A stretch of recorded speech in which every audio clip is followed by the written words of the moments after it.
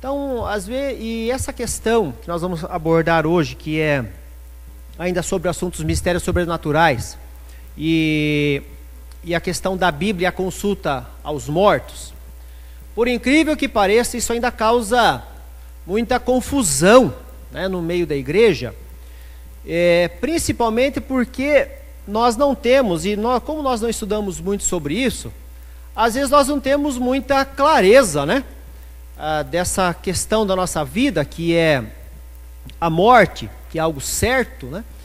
E às vezes nós não entendemos muito, e por ser alguma coisa aqui também, não há como nós sabermos exatamente tudo o que acontece, nós precisamos buscar na Bíblia. E às vezes a Bíblia, como são muitos textos e muitas interpretações que nós vemos por aí, então é possível que você seja um cristão presbiteriano, você tem, né, a sua fé reformada, você tem todo um estudo aprofundado sobre muitas questões doutrinárias, mas quando chega nessa questão, você tem dúvidas, né? E aí as outras religiões que são mais proativas, né, posso dizer assim, que estão na televisão, ou que vão de casa em casa, batendo nas portas, né, e nos abordando, elas têm muito claro o que elas acreditam, e é nesse sentido que eu entendo que às vezes nos confundem, né? A gente fala, nossa, mas o pastor fala que é tão diferente as religiões, mas o que eles falam é tudo bíblico, né? Então parece tudo tão igual, e quando você acha que está parecendo tudo tão igual, é que começou o problema. Quando você começa a achar que aquilo que fala a porta da sua casa, né, de casa em casa, ou muitas coisas que você vê na televisão, você acha que tudo igual da minha igreja, então começamos a ter alguns problemas em relação aos princípios bíblicos, né, aí para que orientam a nossa vida. Bom, irmãos, pedi para o Ezra já acendeu o slide. Quando nós falamos em mistérios sobrenaturais e a ideia, né, da consulta aos mortos, acho que primeiramente nós temos que fazer a seguinte pergunta, né? Os mortos se comunicam com os vivos, e se você procurar na internet, você vai ver muitos vídeos. Eu pesquisei um pouco para preparar esse estudo aqui. Você vai ver muitos vídeos comprovando que pessoas que já morreram têm uma comunicação concreta, audível, gravada, registrada com o mundo dos vivos. Inclusive há casos antigos, né, que agora a internet, é possível colocar na internet vídeos antigos, e inclusive tem eu vi um desses vídeos, inclusive tinha a secretária eletrônica, né, e os pais mostrando, né, e é um negócio que, se você observar, é um negócio de arrepiar, que a filha que havia morrido tinha deixado um recado na secretária eletrônica, né, e levaram para os cientistas, mostraram para os parentes, aquela coisa toda, e todo mundo chegou à conclusão que era a voz daquela moça, né? O outro vídeo que eu vi, que eu assisti também, ensinando como você se comunicar com o mundo dos mortos. É um dos vários que tem lá. Então é o seguinte, né? Eu falo que nessa onda da internet, se você tiver dúvida sobre algum mistério da vida, você vai ter respostas para tudo lá. Mas a grande questão para nós, o que interessa, o que a Bíblia fala sobre isso, né? Então a pergunta que eu coloco ali, e eu deixar isso um pouco no ar, né? Os mortos se comunicam com os vivos se comunicam com os mortos, né? Pode pôr outro slide, Esdras. Então a questão da vida após a morte, então penso que a morte sempre foi entendida como o desaparecimento, né? Isso aqui eu acho que é para a gente começar a definir as coisas, como desaparecimento ou cessação, né, da existência humana, mas levando a se pensar no sentido da vida. Então, desde que o homem passou a pensar com seriedade sobre a vida, a morte não é um simples evento da vida. Porque eu penso que todas as vezes que ocorre a morte, né, ao nosso redor, e isso acontece sempre, ela nos leva a pensar e a repensarmos sobre a própria vida. Então, isso desde a filosofia antiga, nós já tínhamos, né, essa noção, e podemos ir para a filosofia, até para a teologia, aí é isso aí, né? É entendida como desaparecimento, né? Então, a pessoa morreu, desapareceu. Por isso que é muito estranha a sensação, depois que a pessoa morre, nos próximos dias, né? Que a pessoa não está mais na casa, né? A pessoa não entra mais no quarto, a pessoa não, né? A pessoa deixa de existir. E nós demoramos para acreditar, porque o nosso cérebro está programado para encontrar aquela pessoa, né, na sua existência. E quando a pessoa morre, nós passamos, né, pelo funeral, aquela coisa toda, demora um pouco, né? E tem pessoas que até hoje ainda têm a sensação que a pessoa vai chegar, tem a sensação de que ainda está vivo, aquela coisa toda é uma sensação um tanto quanto estranha, né? Mas a pessoa desaparece. Bom, aqui, e falando sobre as religiões, né, na totalidade das religiões, a morte, ou o mistério da morte é explicado como consequência de algo. Se você for ver todas as religiões, desde a antiguidade, e isso também pega um pouco a tradição judaico-cristã, que somos nós, né? Nós pegamos o Antigo Testamento. A morte, ela acontece por quê? Como consequência de alguma falta cometida. Mas não somos só nós que entendemos assim. Outros grupos religiosos também entendem. Então a morte é uma consequência, ou seja, uma punição por uma desobediência. E aí, nós entendemos também, né, que, como eu falei, para nós a morte é uma realidade a partir do pecado de Adão, né? E muitos perguntavam, mas será que Adão não iria morrer, né, se ele não pecasse? E aí eu faço uma pergunta para a igreja, essa das grandes dúvidas.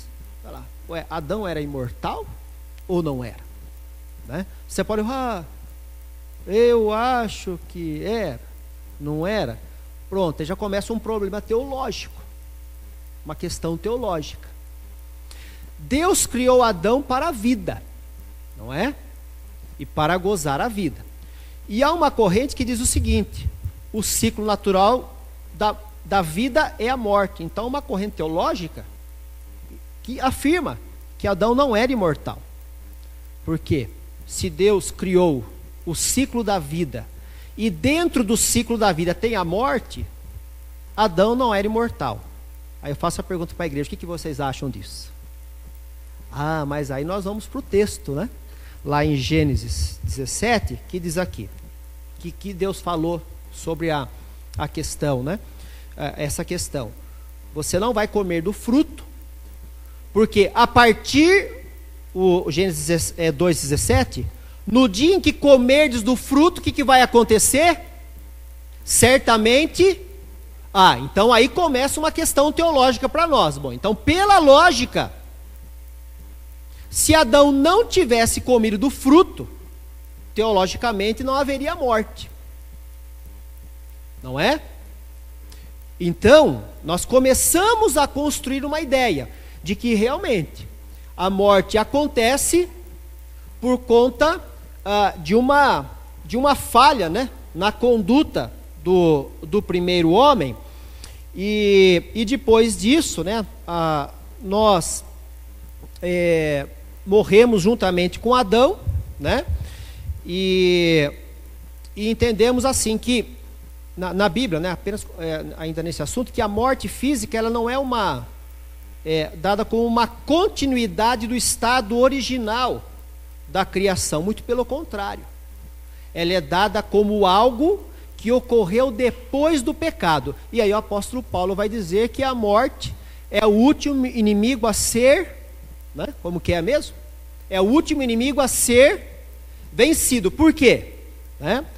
Obviamente, nós temos toda uma questão teológica na cruz, que Cristo venceu a morte, e então nós entendemos assim, que a morte não existia, passou a existir por conta do pecado, E aí, um pouquinho mais para frente no livro de Gênesis, nós vamos ver, né, no capítulo 3, o verso 19, nós vamos ver Deus sendo claro que Deus criou Adão do pó e ao pó ele retornaria. Bom, então aqui nós começamos a ter essa ideia de que a morte, ela é até mais certa do que a própria vida, né? É tão certa e ela está na nossa existência e tem toda essa questão, e para muitas pessoas acaba sendo um drama, né?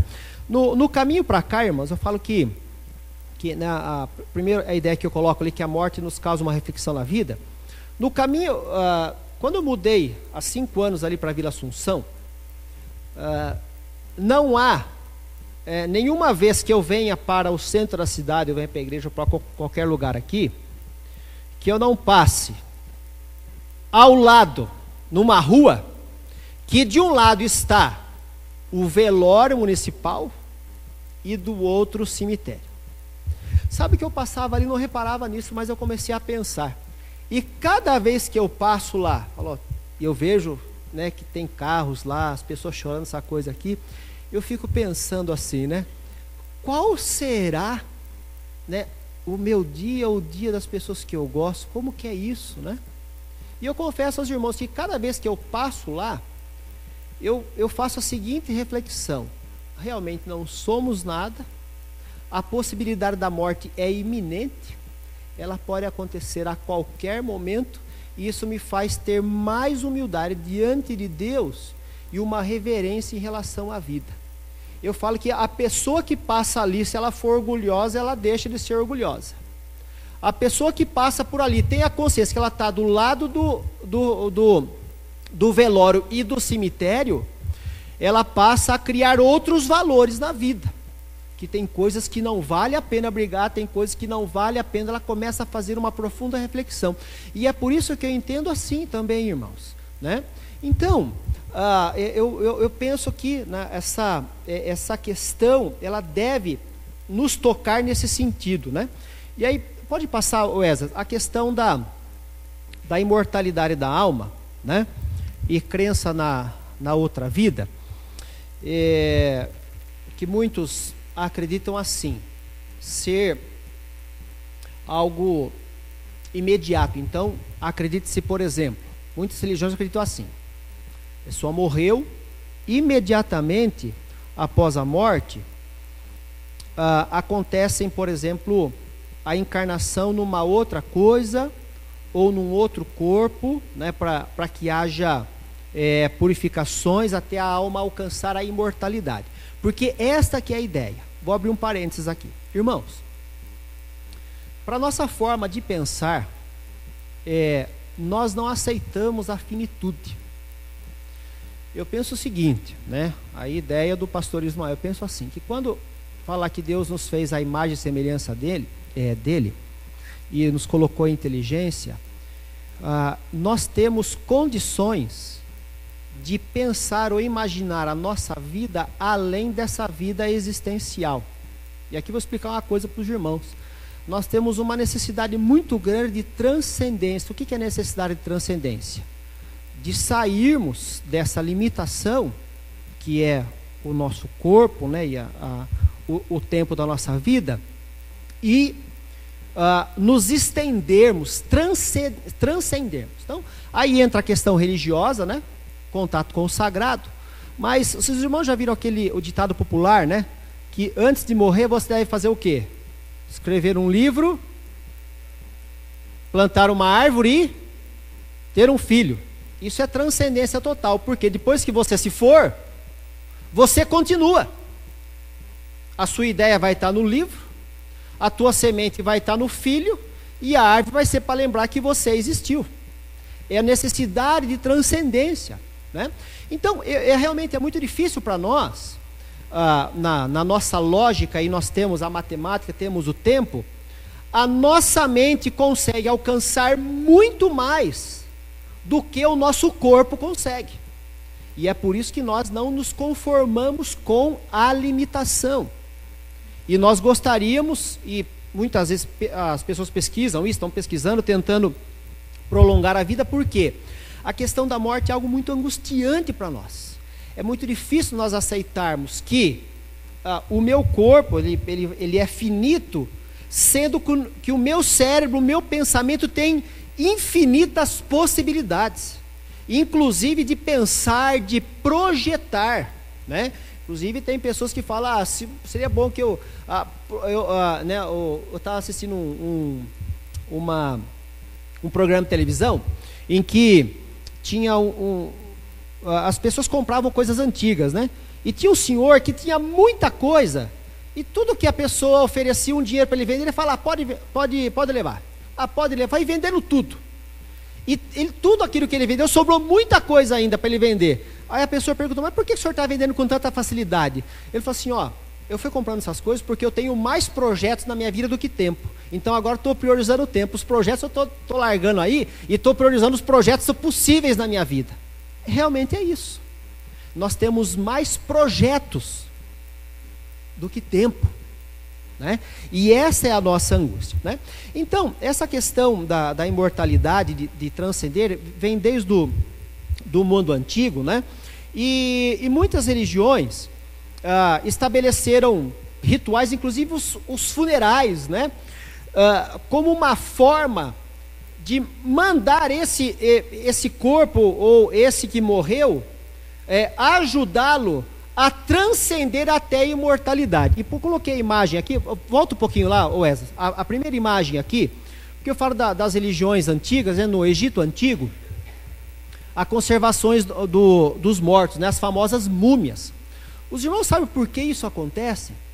Porque acreditava-se o seguinte, e lá no Egito Antigo, né? Tinha-se era um local, né, que a gente chama era uma instituição social, Casa dos Mortos, né, em que a pessoa era levada para lá, tratava-se o corpo para conservar o corpo como ele era, porque entendia-se o seguinte, que a pessoa tinha que chegar na imortalidade, ela tinha que ser reconhecida como ela era em vida. Então o que eu tinha que fazer? Tinha que conservar o corpo como era, então fazia-se a mumificação, e a partir daí ela era recebida nesse mundo imortal e era reconhecida como tal. Tanto é que para esse tipo de interpretação, quando um corpo não passava pelo rito do funeral e não era tratado, essa coisa toda aí, era uma tremenda angústia para a família, porque a família fazia o seguinte, como é que ele vai entrar na eternidade, na imortalidade, se não foi feito todo o nosso ritual, né? Então na religião do Egito Antigo tinha isso aí. Pode passar o outro, o Esdras, né? E tinha também os gregos, né? Aqui eu coloquei a luta de Aquiles e Heitor na mitologia grega. Lá nós temos a história, né? O grande poeta Homero, lá da mitologia grega, ele na Ilíada, né? Na poesia Ilíada, ele relata a luta entre Aquiles e Heitor. Obviamente que é mitologia grega. Mas aqui há uma passagem, né? Ilustra que depois que Aquiles venceu Heitor lá na guerra de Troia, ele não se contentou em vencer Heitor, né? E lá na história diz que ele esquartejou o corpo de Heitor. Tá. Simbolicamente significa o quê? Que além de matar Heitor, ele estava privando Heitor de entrar na imortalidade, porque ele não seria reconhecido enquanto tal, porque o seu corpo estava desfigurado. E daí Homero resolve a questão, né? Dizendo que a deusa Atena compadeceu-se da família de Heitor, porque estavam desesperados, porque a vida havia acabado ali, e como que ele iria para a imortalidade, ela vem, reconstrói o corpo e é entregue ali para a região dos mortos. Obviamente isso é mitologia grega, mas por que eu estou dizendo isso? Para mostrar que essa preocupação com o corpo e com a imortalidade, né, e da preservação do corpo para a pessoa entrar na imortalidade, sempre foi uma questão religiosa desde a antiguidade. E atualmente nós temos aquilo que nós chamamos, né, eu chamo de religiões de encantamento. O que são as religiões de encantamento? São as religiões que acreditam que o morto, depois que a pessoa morre, ela fica no estado de encantamento, né? Então, para algumas, a alma sai do corpo e entra numa outra coisa. Então, ela fica perambulando, né? E ela mexe as águas, ela é responsável pelos ventos, ensina os pássaros a cantarem. Isso é nas religiões indígenas, africanas e algumas religiões da antiguidade até ocidental, né? Enfim, e há a crença também que a pessoa sai de um corpo, entra no outro corpo e assim por diante. Há várias interpretações. Então, no México, coloquei aqui uma imagem também, o Dia dos Mortos no México, né? Isso aqui é uma mistura cultural, é uma mistura também religiosa e tem a ver com a questão da intercessão pelos mortos, que isso aqui está incorporado na cultura mexicana, porque eu falo que é uma cultura que vem da tradição indígena antiga e que permanece até hoje. Diz que no Dia dos Mortos, todas as pessoas, né, eles se vestem como mortos, pintam como mortos, saem pelas ruas, né, e entendem que fazendo isso, elas estão também representando entes queridos que morreram e ali também estão intercedendo, né, por essas almas que agora estariam ali no muro dos mortos. Bom, então nós entendemos que há várias formas aí, né, de interpretar. Agora, a vida, né, a morte e a vida após a morte na Bíblia, né? Bom, aqui, irmãos, a Bíblia fala para nós que há 3 tipos de morte, né? A primeira morte, nós entendemos que é a morte espiritual, e aqui é a separação que o pecado produziu entre o homem e Deus. É a situação de morte em que toda pessoa que não está com Deus, ela se encontra, né? E é a separação que o pecado produziu entre o homem e Deus. Próximo slide. Tem também a morte física, e aí entra uma questão que foi muito discutida, né? Na questão teológica também, a questão da alma, né? Porque nós entendemos que o corpo é uma unicidade, nós somos uma coisa só, né? Não dá para dizer que, né, tem muito crente que gostaria assim, né? Deixar o corpo em casa e mandar a alma para a igreja, né? Porque lá que são coisas espirituais, o corpo está cansado e fica em casa, mas isso não acontece, né? E há um antigo professor meu de teologia que falava assim: é no corpo que nós somos espírito, né? A própria ideia da preservação do corpo. Se você não tem o corpo, como que você pode ser o homem espiritual? É no corpo que somos espírito. Então essa questão da unicidade, mas aí entra uma questão teológica que para nós é bem clara e bem resolvida, que na morte física há separação. Porque há uma interpretação que eu já vou falar também, e aí que às vezes se confunde, as pessoas vão bater na nossa porta, eles vão falar para a gente, vão confundir, que é o estágio, né, do sono da alma, que muitos acreditam que quando morre, a alma dorme junto, fica lá. Aí foi um debate, é um debate até hoje, isso aí em muitas igrejas. Mas o que a Bíblia fala sobre isso, né? Bom, então, para nós aqui há a morte física, a separação da alma do corpo, né? E aqui eu lembro da ideia. Deus fez o homem e soprou nele, né? Ou soprou nas narinas, né? Para ele ser o quê? Alma vivente, né? E na morte, então, há a separação. O corpo volta ao pó e a alma sobrevive ao corpo. Então, vamos construindo essa ideia, porque nós temos uma questão muito clara para nós em relação à ressurreição do corpo. E depois o outro slide, o terceiro tipo de morte é a morte eterna, né? Essa aqui é a segunda morte, e que é a separação eterna irremediável, né? Entre o homem e Deus, não é de Deus, né? Entre o homem e Deus, né? Aí eu coloco um texto de Hebreus, né? Assim como aos homens está ordenado morrer uma só vez, vindo depois o juízo. Essa questão da segunda morte está lá da morte eterna. Então, é quando o livro de Apocalipse trata daquele momento em que quando o nome da pessoa não é encontrado no livro da vida, né?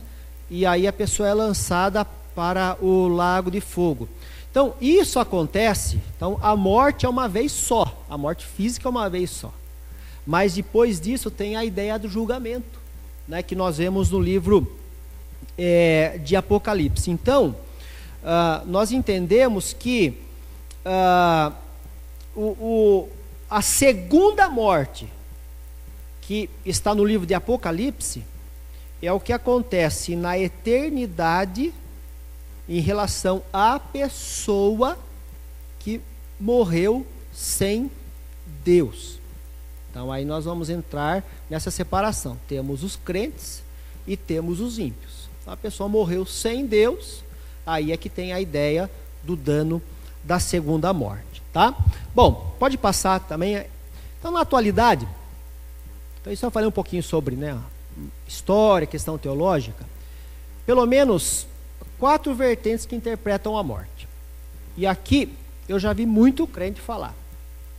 Muitas pessoas que frequentam a igreja falam: pastor, eu acredito o seguinte, que morreu, acabou. Isso aqui é um tipo de pensamento sedutor, né? Por que é sedutor? Porque quando você vai num velório, num funeral, num cemitério, você não tem comprovações físicas e concretas de que isso não é verdade. Você tem? Tem como comprovar que morreu, não acabou? A pessoa não está mais lá. Eu não tenho mais a pessoa. Eu não tenho mais. O que é isso, né? E isso, ela sempre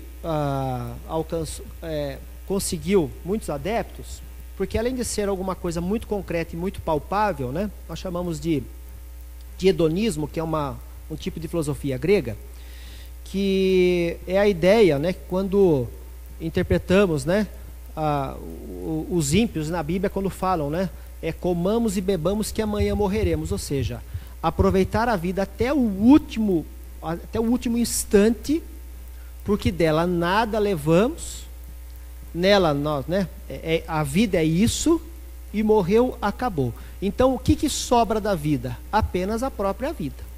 Então você tem que fazer tudo o que você puder fazer nessa existência. De certa forma, na atualidade isso agrada um pouco as pessoas, até porque eu percebo que as pessoas vão perdendo um pouco essa capacidade de refletir sobre outra possibilidade de vida com relação, por exemplo, à vida eterna, né? Eu falo o seguinte, irmãos, em época de grandes problemas mundiais, como não sei se vocês se lembram, na época da Guerra Fria, né, que havia no mundo, entre Estados Unidos e União Soviética, todo mundo cresceu, né, e eu cresci com medo de que um cataclisma nuclear acontecesse e de repente acabasse com o mundo. Então a ideia do mundo acabar, né? E eu penso que as pregações, olha só, que interessante como as coisas mudam. As pregações nesse período não tinham nada a ver com questão material e prosperidade material, mas tinham a ver com o destino da alma após a morte. As pessoas iam para as igrejas com medo de morrer e irem para o inferno. Vai que acontece uma explosão nuclear, né? O que vai acontecer? Então, a questão teológica, a ênfase teológica nas igrejas, ela tinha essa vertente. Eu lembro que quando eu era adolescente, tinha muito disso aí, né?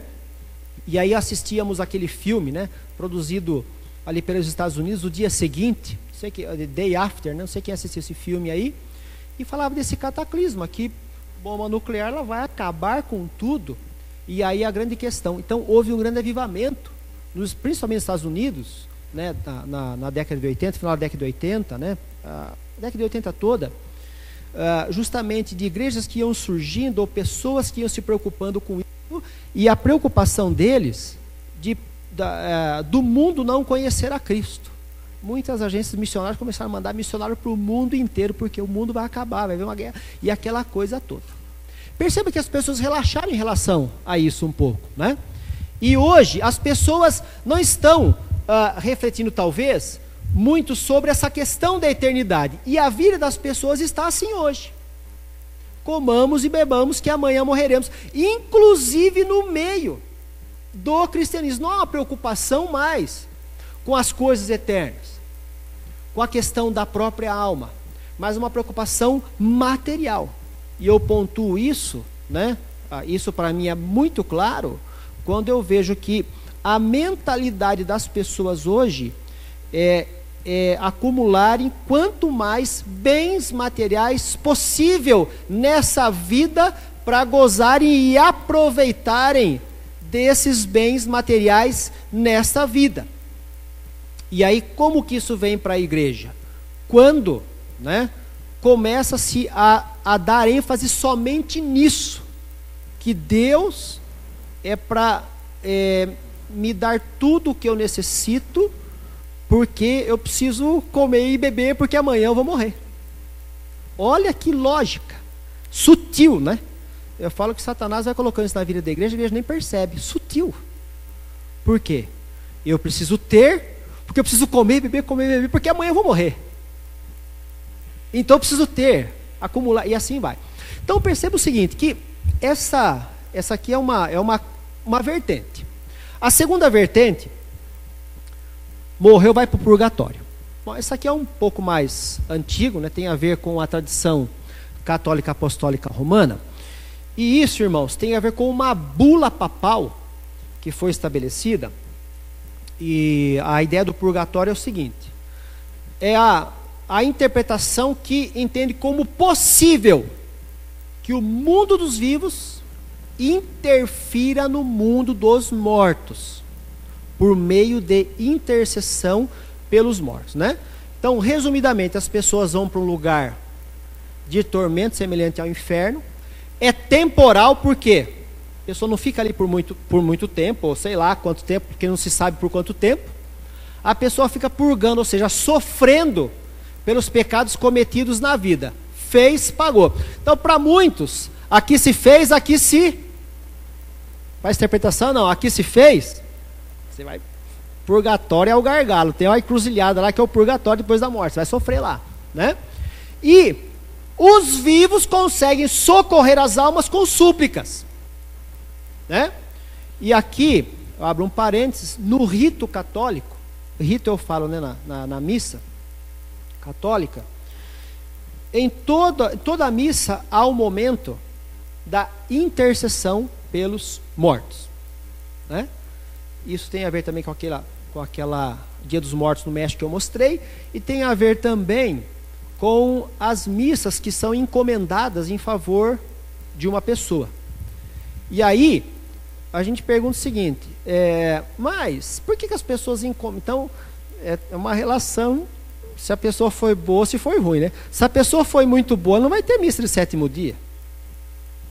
Não é verdade? Agora tem pessoa que tem a missa do sétimo, não sei o que, fala, por quê? Isso é sintomático, né? Aí vê que a família pensa assim, eu acho que a coisa estava feia pro lado dele, porque a turma pensa que ele era bonzinho, mas aqui em casa, ó, não era essas coisas não. Então vamos rezar bastante, interferir bastante para ele sofrer menos. E de repente a viúva fala, não, mas vamos devagar, deixa sofrer um pouco também, né? E assim vai. Porque é uma forma...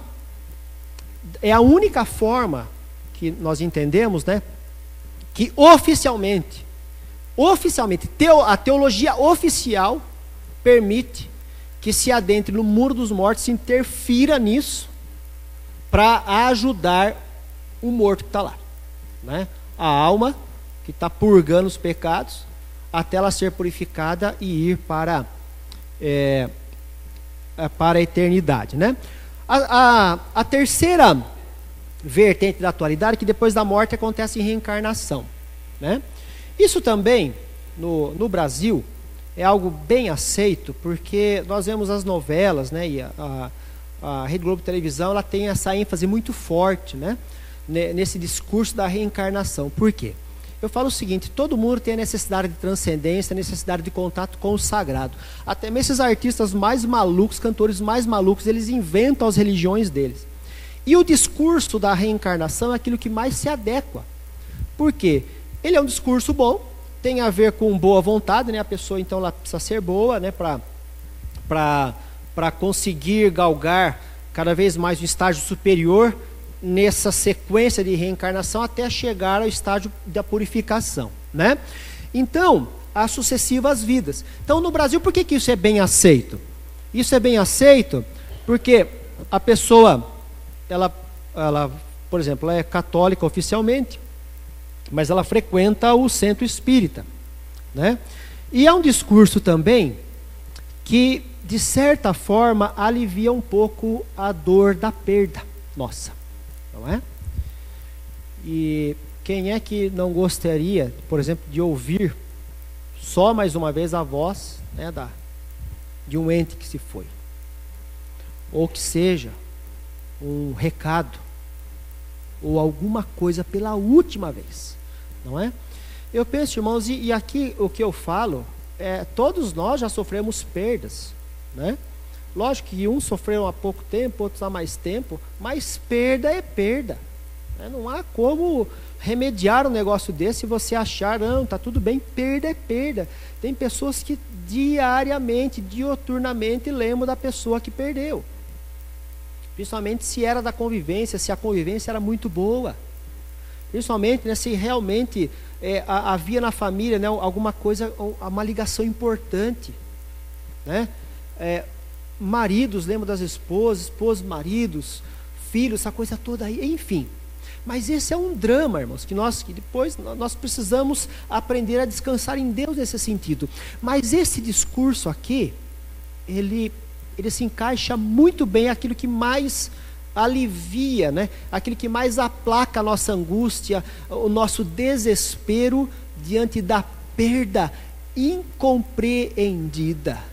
Porque se os irmãos falarem assim, eu compreendo, você pode aceitar, porque é um dado da existência, todos nós estamos sujeitos, e Deus nos dá esperanças de nos encontrarmos um dia com esses entes queridos. Nós aceitamos. Mas dizer que nós entendemos a morte, não dá. Nós não temos capacidade de entender. Motivações, porque, né, a grande pergunta, por que Deus permite, tem muitas dúvidas que ainda não se resolveram na nossa vida. E nós caminhamos então pela fé, de que o Senhor está conosco, o Senhor nos consola, tem toda, né, um discurso de esperança para nós. E a quarta vertente é o sono da alma. É aqui que eu falo, irmãos, que muitos crentes se confundem, que quando a pessoa morre, a alma fica dormindo junto com o corpo no túmulo, aguardando a ressurreição. Essa explicação é facinho da pessoa ser enganada, né? E eu não sei se tem algum irmão que fez o curso lá de seitas e religiões, né? Como você evangelizar, de apologética, como você evangelizar pessoas que estão vinculadas a seitas que no Brasil são tão comuns, adventistas, o próprio Testemunho de Jeová, enfim, que são proativos na evangelização. Eles têm uma interpretação sobre essa questão, né, da morte, que confundem muitos crentes. Eu já vi muitos crentes falando isso aqui. Pastor, então, eu acredito assim, que, sei lá, meu pai morreu, a alma dele está dormindo lá no cemitério junto, né? E a pergunta é, está lá ou não está, né? Fica uma interrogação na nossa cabeça. Nunca pensei sobre isso. O que a Bíblia fala sobre isso? Será que tem clareza nesse sentido, né? Bom, vai haver ressurreição no final, vai do corpo. Então é possível sim. Está lá, a alma dorme junto com o corpo, o Senhor vai ressuscitar tudo. Pronto, teologicamente está resolvido. Mas não é assim. Então essas quatro vertentes aí, né, né, que atualmente são aceitas, né? Morreu, acabou, né? Morreu, vai para o purgatório. Depois da morte acontece a reencarnação ou o sono da alma, né? E aí? Pode passar o próximo slide? A Bíblia é bem clara. Ensina que há 2 destinos eternos depois da morte. Então, quanto a isso, irmãos, não tem como nós nos desvincularmos, né? Eu já vi muitos discursos teológicos, até um pouco mais liberais, né? Que falam, não, nós temos que entender muito bem isso aí, que não é bem assim, tentando amenizar o impacto da morte, né, na vida da sociedade. E dizendo, não, é muito radicalismo pensar que ou a pessoa vai para o céu ou para o inferno, deve ter uma outra solução, uma outra coisa, mas não há. Se nós procurarmos na Bíblia, não há, né? Então, a ideia de que o espírito volta para Deus, né, habitar com Cristo, estar com Ele no paraíso. Então nós vemos lá Eclesiastes, né, Salomão falando que o pó volta à terra como era e o espírito a Deus que o deu. E depois, 2 Coríntios 5:8, né, que o apóstolo Paulo fala, né, que ao morrermos, né, nós estamos com Cristo. Então, céu e o inferno, né, que não há consolo, é uma situação irreversível. Então, achar que depois da morte pode haver mudança. A pessoa morreu. Ela acho que foi para o inferno. Mas Deus, na sua misericórdia, depois pode mandar para o céu. Não, isso não existe. Pelo menos, na palavra revelada até o presente momento, para nós não existe. Não há essa possibilidade, né? Porque às vezes o liberalismo teológico entende assim, que Deus, na sua misericórdia, depois pode mandar todo mundo para o céu, essa coisa toda aí. Mas a Bíblia é clara, né, que nós temos a vida, a nossa existência que é para resolvermos isso aqui. Depois que morreu, os dois destinos estão selados. Aí você pode perguntar, mas como saber se uma pessoa foi para o céu ou para o inferno? Aí não há como. E aí que nós entramos num terreno, né, que é de difícil acesso teológico, porque não há como você fazer previsões ou afirmações, né? E a Bíblia fala que aquele que crê no Senhor Jesus, ele tem a vida eterna, porque Deus amou o mundo de tal maneira para que todo aquele que nele crê não pereça, mas tenha a vida eterna. Então, se uma pessoa tem uma experiência com Deus no seu estado limite de vida e morte, e nós achamos, essa pessoa foi para o inferno, mas você não sabe o que aconteceu na sua consciência. Por quê? Às vezes, irmãos, nós ficamos preocupados com isso, nós achamos que nós que vamos convencer a pessoa do pecado, né? Isso é um engano nosso. Quem convence é o Espírito Santo de Deus. E não sei se os irmãos se lembram quando eu falei sobre o profeta Jonas aqui, que o que fez Jonas se arrepender foi quando ele passou a ter consciência do que ele fez. E a hora que ele começa a ter consciência do que ele fez, ele tinha uma má interpretação religiosa, porque ele achava que Deus iria matá-lo eternamente. Bom, eu pequei, não tem salvação, não tem perdão para mim, olha, me joguem no mar que eu mereço morrer, tom, né? Ele teve a consciência do arrependimento, mas Jonas se esquecia que o mesmo Deus, que tudo bem, o puniu um pouco ali porque ele desobedeceu,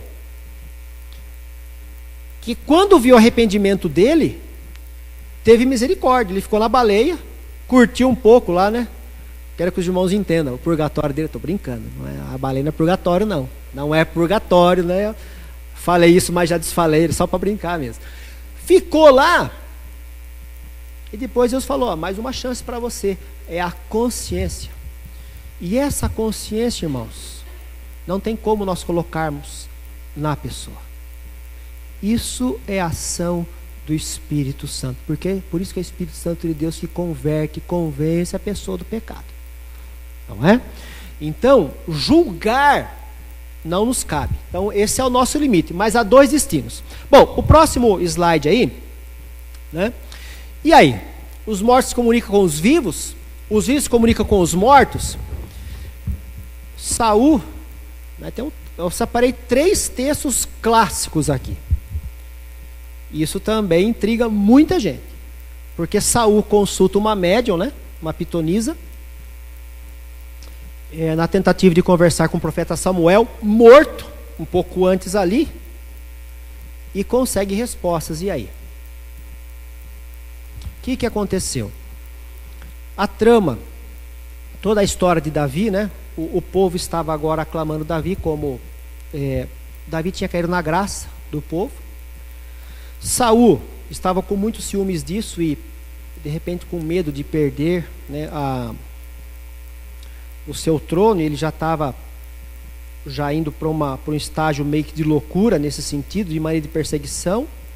Na realidade, Davi era o escolhido de Deus para isso, tudo bem, mas as coisas poderiam ser diferentes na vida de Saul, né? E no desespero, ele pergunta, né, onde é que estavam as adivinhas, né, que Samuel anteriormente havia condenado, tá, onde é que estavam, que ele se disfarça. A Bíblia fala isso, né, lá no 1 Samuel 28, se você quiser conferir depois a história. Ele meio que se disfarça e vai lá e começa a perguntar. De repente a médium fala: mas é você é Saul, se eu falar alguma coisa, você é uma emboscada, você vem me matar. Ele fala: não, fica tranquila, agora eu preciso dos seus serviços, me fala, eu preciso conversar com alguém que já não fala mais comigo. Na realidade, Deus havia se calado em relação a Saul, isso é importante nós dizermos, né? Deus não falava mais com Saul.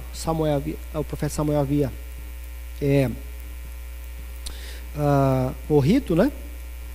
E de repente ele pergunta: o que você vê? Eu vejo, né, alguém que está vindo da região dos mortos. Ele tem todas as características do profeta. E ali o profeta diz coisas para Saul. Vamos conferir o texto? Vamos abrir lá em 1 Samuel capítulo 28.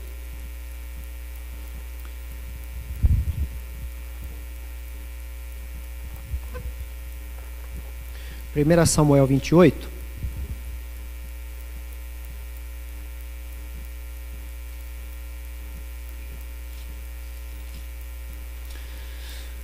Eu vou seguir um pouquinho aqui, irmãos, para nós chegarmos onde é a questão. Mas se você ler aí, ó, então a gente fala assim: dá para salvar um pouco, porque olha lá no versículo 14, né? Versículo 14, lá no finalzinho do versículo 14. A hora que você lê isso aqui, você se sente aliviado, porque não, é Saul que estava entendendo que era Samuel, porque diz lá, ó: entendendo Saul que era Samuel. Acharam aí? Então a médium falou: eu vejo alguém que acho que é quem está procurando. Saul: não, é ele, é esse aí mesmo que eu vou conversar agora. Entendendo Saul que era Samuel, inclinou-se com o rosto em terra e se prostrou. Aí essa esperança acaba no versículo 15. No versículo 15. Samuel disse a Saul. Quando você fala: meu Deus, e aí? Para onde que vai isso, né? Me inquietaste, fazendo-me subir. Então disse Saul: muito angustiado estou, porque os filisteus guerreiam contra mim, e Deus se desviou de mim, já não me responde, nem pelo mistério dos profetas, nem por sonhos. Por isso eu te chamei, para que me reveles o que devo fazer. Aí fala: acho que Samuel respondeu só uma vez, né? E a Bíblia fala: então disse Samuel. Aí parece que Samuel não estava morto. Então disse Samuel: por que, pois, a mim me perguntas, visto que o Senhor te desamparou? E aí continua, né? Olha o versículo 19. Aí vem o que Samuel fala para Saul. Samuel estava morto. O Senhor entregará também a Israel contigo nas mãos dos filisteus.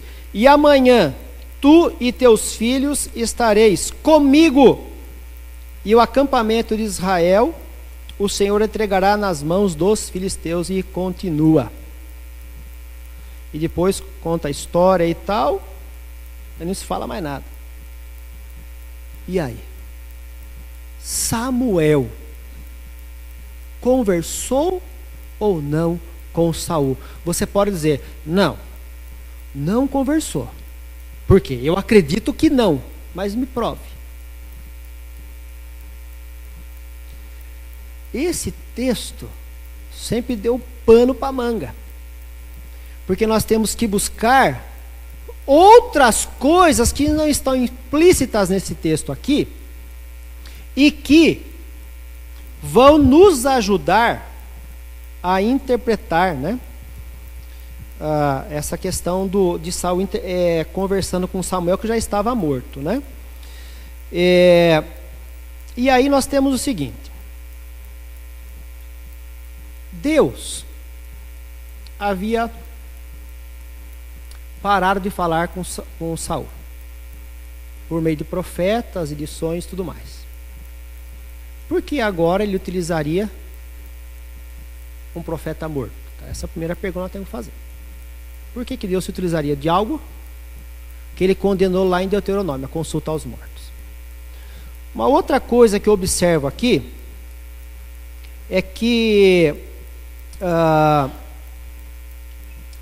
todas as palavras que foram ditas, né, do profeta Samuel para Saul, foram por intermédio da adivinha. Porque Saul pergunta para ele, o que você vê? Eu vejo isso, ou seja, médium é esse o nome. Ela está intermediando a conversa. E daí, ela vai dizendo o que disse, o que esse suposto profeta Samuel estava dizendo. Uma outra coisa, quanto à profecia, né, que eu coloco aqui, ela não se cumpriu na íntegra. Por quê? Como foi a morte de Saul? Vamos lembrar um pouquinho, né? Ele não foi entregue nas mãos dos filisteus. Saul fez o quê? Ele tirou a própria vida. Então a profecia era enganosa. Você vai ser entregue, né? E uma outra coisa, o seu corpo também não foi entregue, foi recolhido, né, no campo de batalha. E a profecia falava que os filhos dele morreriam. Saul tinha 6 filhos, 3 morreram. Então, com esses dados, nós vamos entendendo o que? Era um espírito enganador, né? Como o pastor Gelson disse no estudo passado, que é a questão dos OVNIs, né? E há acho que para nós isso é claro, que quando há essa tentativa de comunicação ou alguma prova concreta, obviamente isso não vem de Deus, né? E o espírito enganador ele está aí justamente para nos confundir, né? Então nós entendemos outra coisa, né? Samuel vai dizer, você vai estar comigo, na sua morte você vai estar comigo. Eu entendo que Samuel, e biblicamente, teologicamente, ele estava na presença de Deus, com os grandes da fé. Como o suicida estaria no mesmo lugar que ele estava, né? Então, uma questão também para nós pensarmos aí, né? Enfim, bom, então, ele consegue respostas? Consegue. Eu coloquei esse texto aqui para deixar os irmãos com a pulga atrás da orelha. Pode ver que um texto, eu não falei resposta de quem nem o que, né? Consegue respostas, né? Você lendo isso aqui, você fala, nossa, não. Consegue respostas do espírito enganador. Bom, o outro slide, passa rapidinho aí, né? E Davi na morte do seu primeiro filho, né?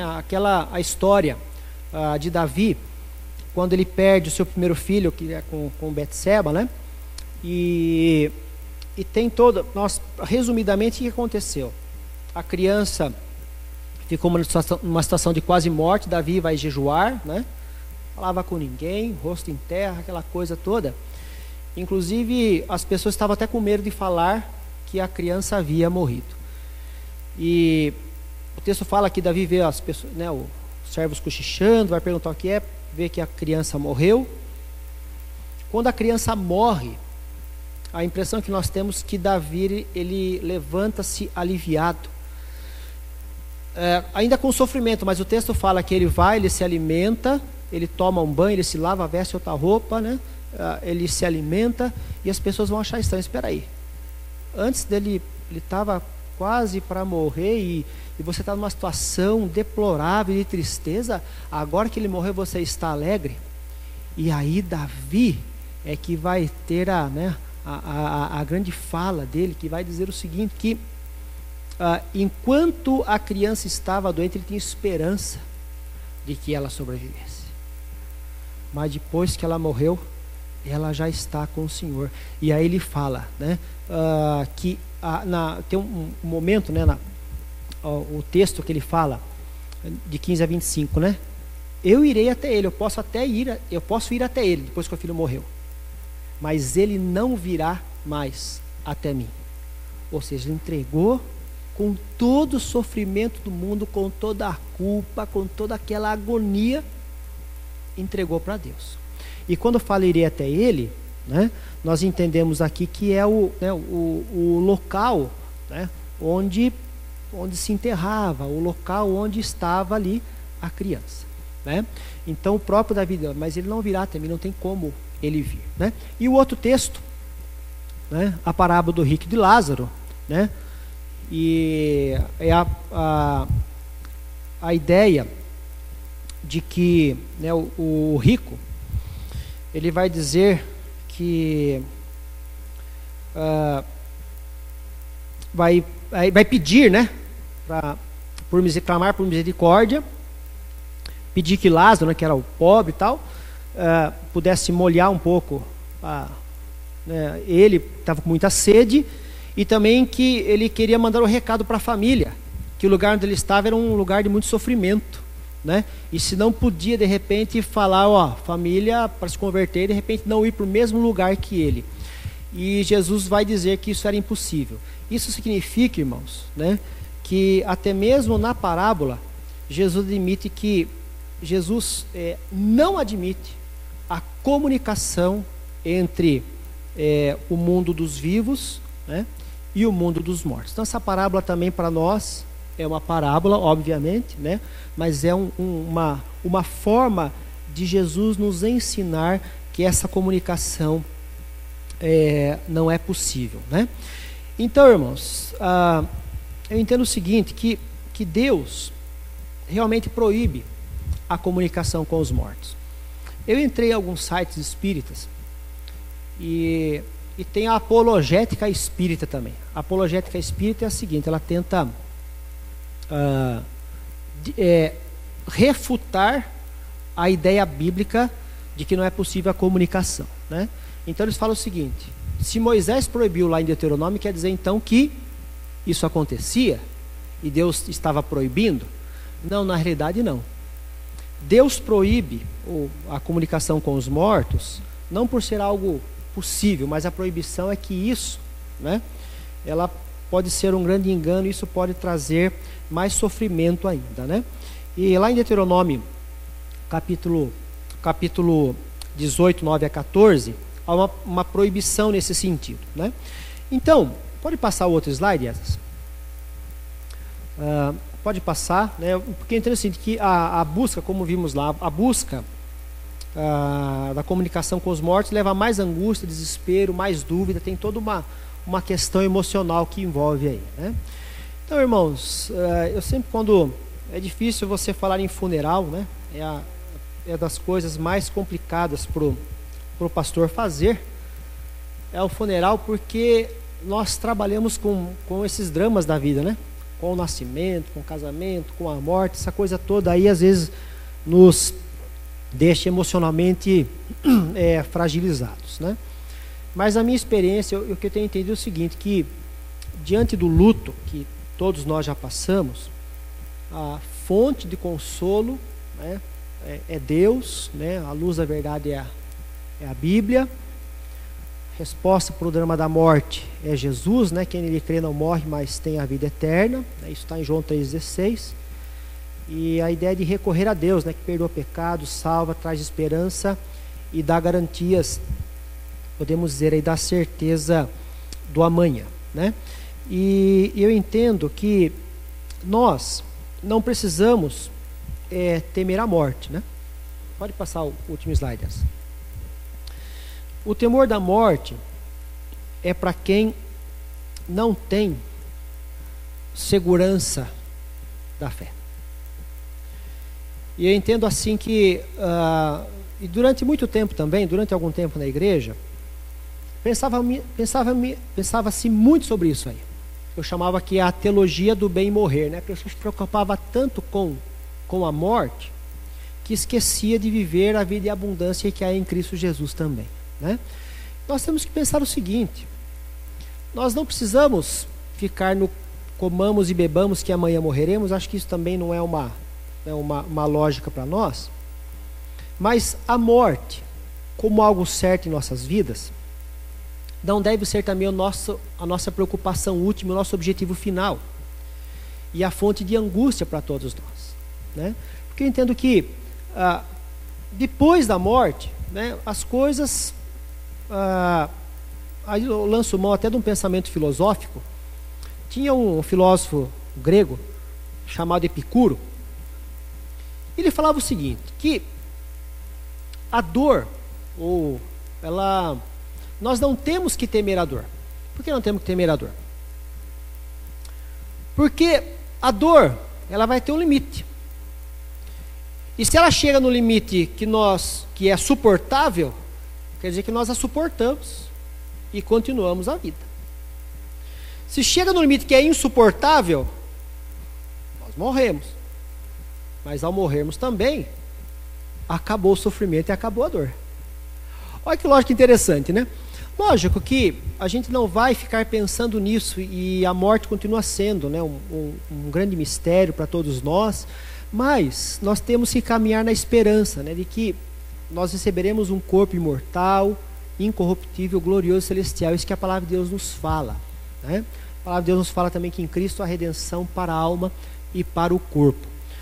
Se nós fôssemos aprofundar um pouco mais sobre essa questão, né, do estágio da alma, tal, o que o apóstolo Paulo nos fala lá em Coríntios 5, né? Que quando nós morremos, nós estamos com Cristo. Agora, como que é isso? É aquilo que ele fala, que nós vemos como que em espelho, depois veremos face a face. Não há como nós detalharmos o que é estar com Cristo. É a glória, é a eternidade, é a imortalidade, né? É estar diante da luz em si. Enfim, eu entendo que quando ele falava que nós preferíamos, né, estar lá, ele está dizendo que realmente é um local que nós não temos condições de imaginar, porque o nosso limite de imaginação é aquilo que nós vivenciamos. Então não há como representar algo que existe na terra lá.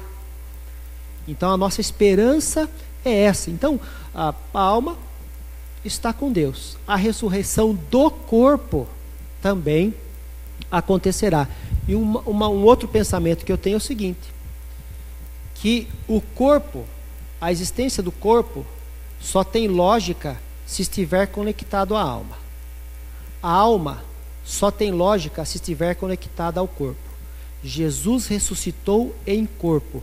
Significa que na ressurreição, na eternidade, corpo e alma serão uma coisa só. Por isso que haverá a ressurreição do corpo, não é?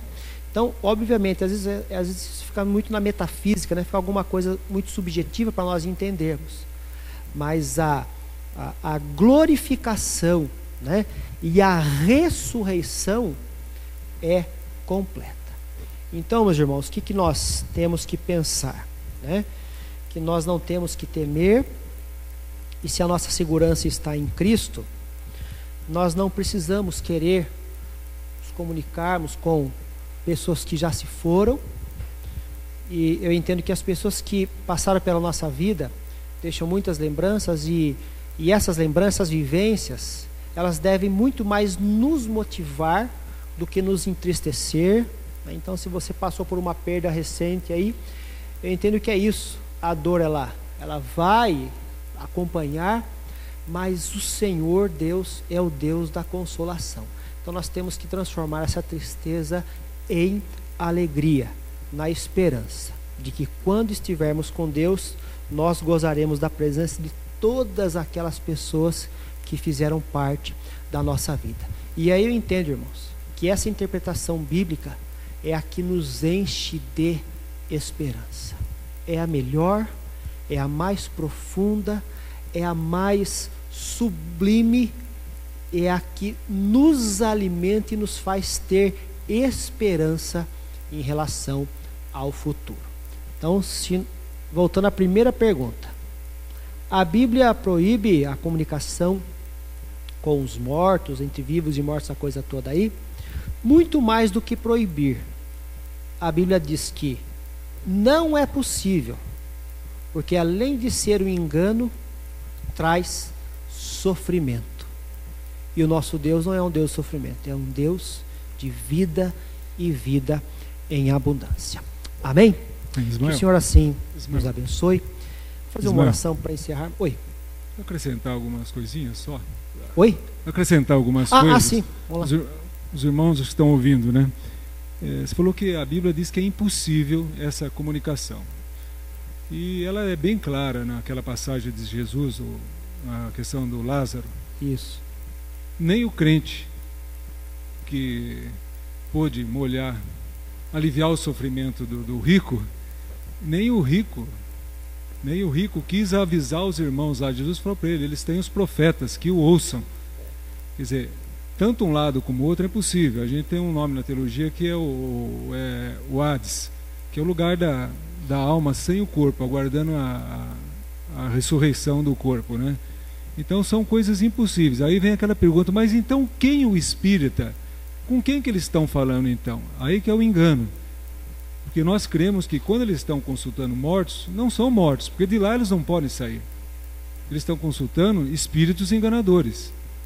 São demônios decaídos que se aproveitam da situação, conhecem circunstâncias, porque eles estão nesse mundo invisível, né, que a gente não consegue enxergar, e podem passar informações para esses médiuns que têm esse contato. Uma coisa interessante que quando lá Saul foi lá, teve aquela intervenção daquela médium, da onde veio? Por quê? Qual foi a ideia? Por que viesse fazer-me subir? A ideia de que quando o crente morre, ele não desce, ele sobe, ele está com Deus. E quem que subiu ali? O espírito enganador. Eu creio nessa consequência. E esse espírito conhece porque me inquietaste fazendo subir, foi o que o suposto Samuel falou. E a gente vê uma passagem de Jesus também, quando ele estava passando, que os espíritos falou, filho de Davi, por que viesse nos importunar antes do tempo? Quer dizer, os espíritos sabem que eles estão sofrendo, né? É uma passagem paralela que dá até para ter essa mesma ideia, né? Então só queria acrescentar, exatamente isso aí. Acrescentar isso. Essa questão, penso que o pastor Gerson enfatizou bem isso, né, no estudo passado, que quando as pessoas têm experiência com extraterrestres, né, e eu entendo assim também, que são espíritos enganadores e que conseguem justamente fazer a pessoa acreditar por A mais B que teve o contato extraterrestre, que teve, né, engravidou-se lá de um extraterrestre, e a mesma coisa. Então, a questão da mediunidade, se fôssemos entrar nesse estudo, aí a questão de demônios e tudo mais, nós vamos encontrar muita orientação nesse sentido, a questão dos espíritos enganadores, né? E diante disso também, irmãos, eu tenho a dizer o seguinte, eu sou muito... eu tenho uma visão muito esperançosa eu tenho muita esperança em relação à pessoa que está com Deus. A pessoa que está com Deus, ela vive um estado de paz, e essa paz né, como a própria palavra fala, que é o árbitro do seu coração. Ela não tem que temer nada, inclusive se um espírito enganador quiser enganar, quiser mandar um recado, quiser falar qualquer coisa, isso não vai afetar, porque maior é o que está em nós do que o que está no mundo. Então, esse medo ninguém precisa ter, né? Porque tem pessoa, quando o pastor Jasso falou que ia fazer os estudos dos mistérios sobrenaturais, de repente tem pessoa que nem veio para não escutar falar. Nós não temos que ter medo de nada, não há medo, né? Se estamos com Deus. Por que estamos discutindo isso? Para que a nossa mente fique clara e nós não tenhamos mais dúvidas em relação a isso. E essa segurança, ela não seja algo efêmero nas nossas vidas, mas seja realmente algo forte em nós, né? Aquilo que realmente nos dá a ideia de que estamos com Deus e que nós estamos seguros em relação a isso. Uma coisa eu falo, né? Quando alguém duvida se você tem Deus ou não, não é um problema para você. Problema dela. O problema é quando você começa a duvidar se Deus está com você ou não. Essa dúvida nós não podemos ter em qualquer situação. Situações de alegria, situações de prosperidade, de ganho, situações de perda. Deus está conosco. Amém, irmãos? Então que essa segurança nós tenhamos, jamais saia do nosso coração.